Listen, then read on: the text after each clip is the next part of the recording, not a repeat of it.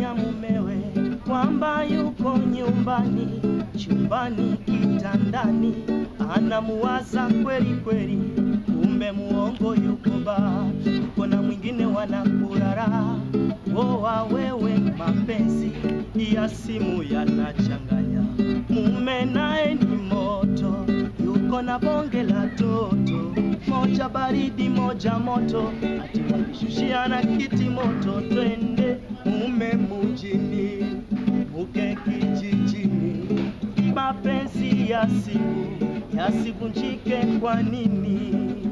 Mume mjini, mke kijijini, mapenzi ya simu yasivunjike kwa nini?